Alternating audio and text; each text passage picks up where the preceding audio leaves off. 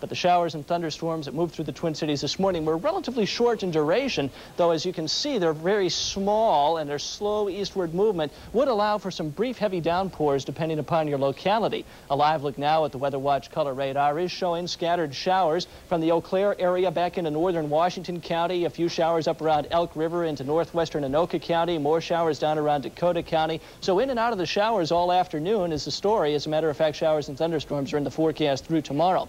But our problems with rain aren't anything like they've had down in the southeast. Anywhere from 3 to 5 inches of rain in the past 24 to 36 hours from North Carolina across Georgia into Alabama and northern Florida. 2.75 inches of rain at Montgomery, Alabama early this morning. Numerous flash flood watches and warnings in effect for this entire area, and they're going to sit in a thunderstorm type situation through this afternoon anyway, with our U.S. map indicating the presence of showers and thunderstorms in that part of the country. Despite the presence of high pressure, this area of high pressure is pumping that moisture right up out of the Gulf into Minnesota. A stationary surface trough lies across the southern part of our state. That's been responsible for kicking off our showers and thunderstorms. Meanwhile, back at the ranch in the west, scattered showers and thunderstorms once again. As a matter of fact, the only place that the Weather Service is not forecasting thunderstorms this afternoon is a small portion of eastern Kansas and northwestern Missouri. The forecast for the Twin Cities: hazy, warm, and humid with a chance of showers and thunderstorms today. Put that probability at 40% through this evening. High at 87, variable winds at 5 to 15. For tonight, warm and humid. Fog is likely to develop by morning, so be alert to that possibility. By drive time tomorrow, chance of showers and thunderstorms at 30%, low of 68, variable winds at 5 to 15. And for tomorrow, hazy, warm, and humid, those three lovely words we like to hear. And again, a chance of showers and thunderstorms at 30% with a high of 86 degrees. And guess what the forecast is for the weekend? Hazy, warm, and humid. You got it. All right, thank you, Dan. Well, the development of germ or bacteria weapons was banned under a 1972 treaty between the U.S. and Soviet Union. But despite that treaty, neither side has stopped research into biological warfare. The deadly sides of such research are examined in part 2 of our series from the local program network with reporter Paul Udell.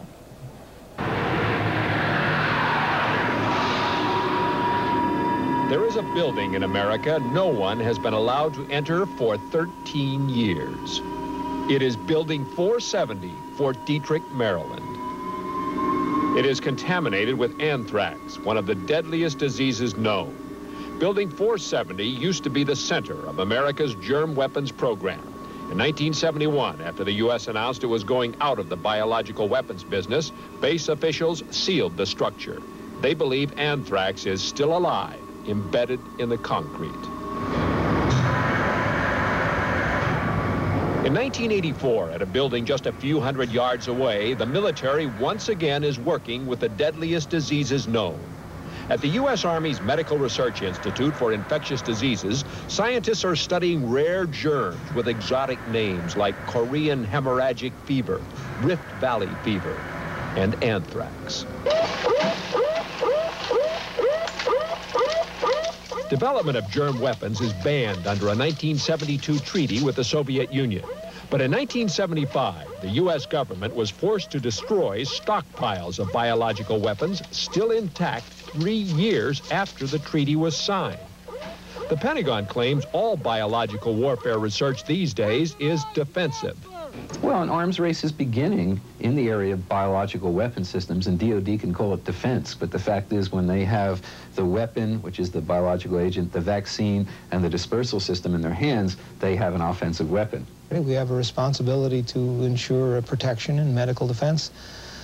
There's nothing in the biological weapon treaty that prohibits that, and we have, unfortunately, only today a relatively modest program. Military spending for biological research has doubled since 1980 to over $30 million, much of it for secret studies. The Pentagon also has begun a controversial and rapidly expanding program into new areas of genetic engineering, a science many say could breed new man-made diseases. In 1982, the Pentagon asked the National Academy of Sciences to begin classified research on defenses against genetically engineered weapons. The NAS refused. The military is now conducting that research in-house. At the UC Med Center in San Francisco, researchers are working on nerve gas defense.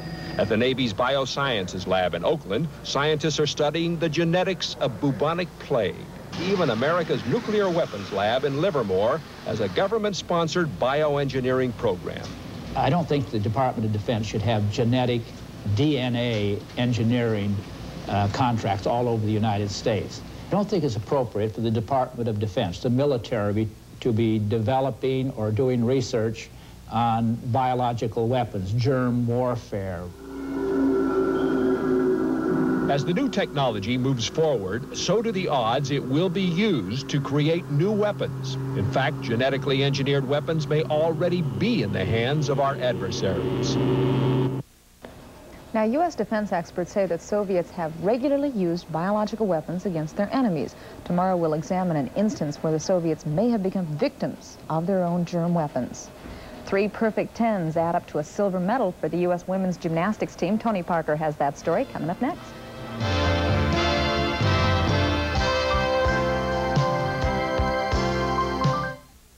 Hey, even when your dad's out of town on a business trip, he still needs you. So if you want to take good care of him, tell him to get Sprint. Tell him he doesn't have to pay extra for credit card calls and collect calls. He'll get a Sprint travel code. Hey, that'll save him as much money as he can save at home. And he can call you from airports and hotel rooms and stuff. But wait till he gets home to tell him about the puppy. Call Sprint. Find out about it.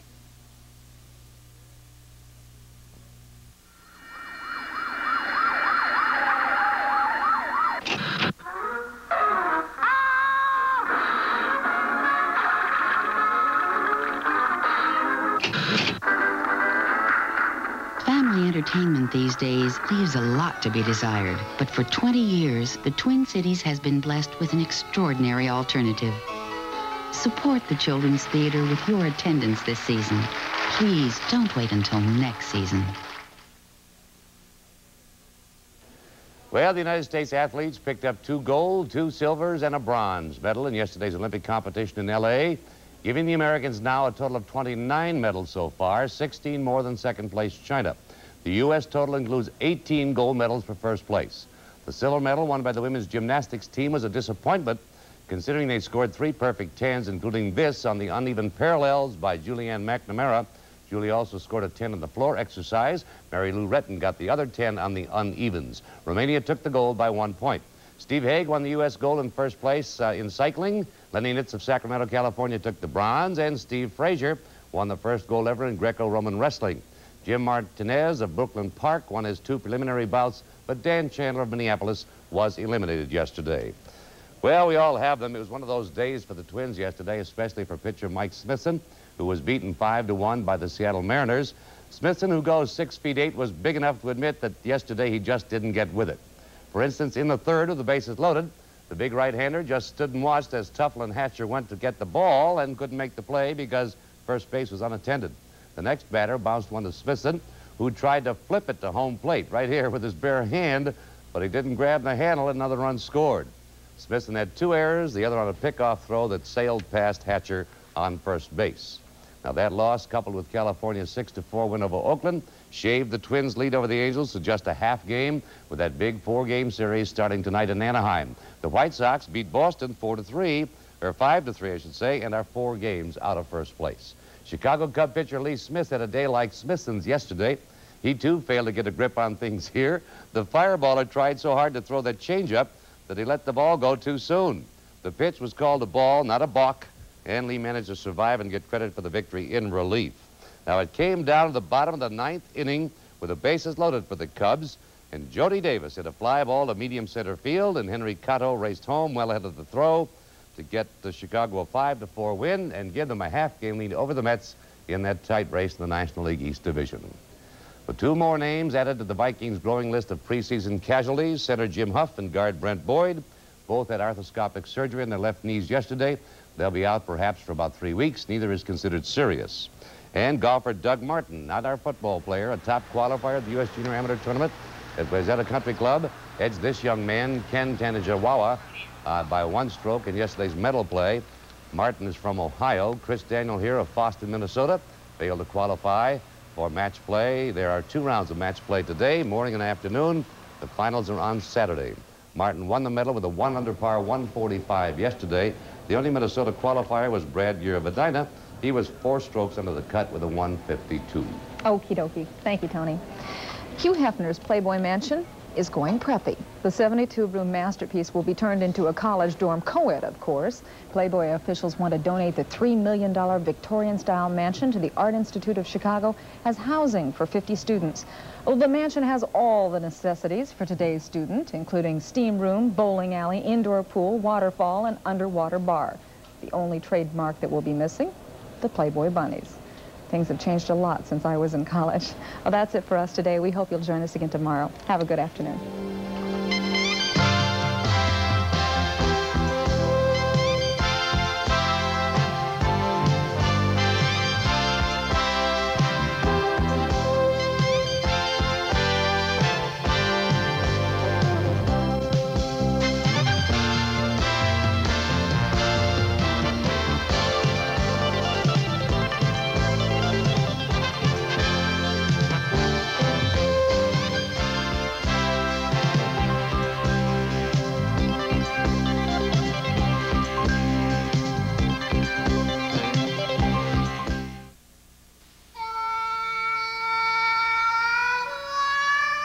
Mom's got the cure for the summertime blues.